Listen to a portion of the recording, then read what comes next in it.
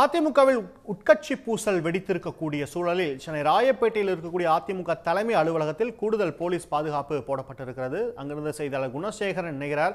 குணசேகரன், இப்ப அதிமுகவோட தலைமை அலுவலகத்தை கைப்பற்றக்கூடிய முயற்சியில ஒரு பிரிவு இறங்கி இருக்கிறதா? கூடுதல் பாதுகாப்பு போடப்பட்டிருக்கு. என்ன நடைபெறப் போகிறது? மீண்டும் அந்த 2017 திரும்புகிறதா? அதிமுகவில் உட்கட்சி பிரச்சனை மீண்டும் எழுந்திருக்கக்கூடிய ஒரு நிலையில எடப்பாடி பழனிசாமி தரப்பு ஒருபுறமும் எஸ்பி வேலுமணி, சி.வி. சண்முகம் தரப்பு என இரண்டு பிரிவாக பிரிந்திருக்கின்றனர்.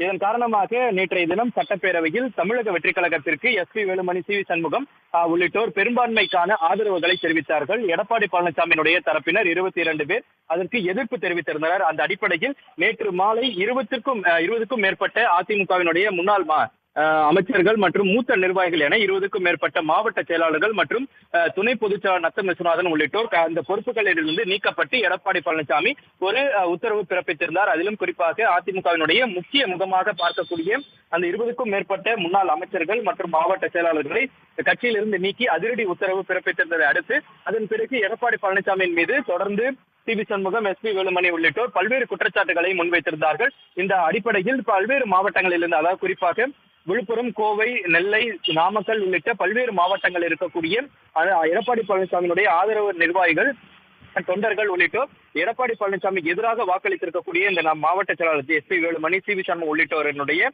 கட்சி அலுவலகங்களுக்கு சென்று ஏதேனும் அசம்பாவிதம் ஏற்படக்கூடாது என்பதற்காக அந்தந்த மாவட்டங்களிலும் பாதுகாப்பு பணி ஏற்பட்டிருக்கிறது. அது மட்டுமல்லாது சி.வி. சண்முகம் உள்ளிட்டோரை கட்சியிலிருந்து நீக்கப்பட்டதன் அடிப்படையில் பொறுப்புகள் பறிக்கப்பட்டதனை தொடர்ந்து அந்தந்த மாவட்டங்களில் பட்டாசுகள் வெடித்தும், அதே போன்று பேனர்கள் மற்றும் கட்சியினுடைய போஸ்டர்களில் கருப்பு மை பூசியும் தங்களது ஆதரவுகளையும் எதிர்ப்புகளையும் தெரிவித்து வருகின்றன. இந்த அடிப்படையில் கட்சியினுடைய அலுவலகத்தில் பாதுகாப்பு ஏற்பாடுகள் செய்யப்பட்டிருக்கிறது. அதிலும் குறிப்பாக கடந்த 4 ஆண்டுகளுக்கு முன்னதாக ஓ பன்னீர்செல்வத்தினுடைய ஆதரவு நிர்வாகிகள் அதிமுகவினுடைய கட்சி அலுவலகத்திற்கு வருகை தந்த பொழுது இரு தரப்பினரிடையே கைகலப்பும் ஏற்பட்டிருந்தது. ஒரு கலவரம் ஏற்படக்கூடிய ஒரு வகையிலேயே அந்த பகுதி என்பது மிக பதற்றமான ஒரு சூழல் ஏற்பட்டிருந்தது.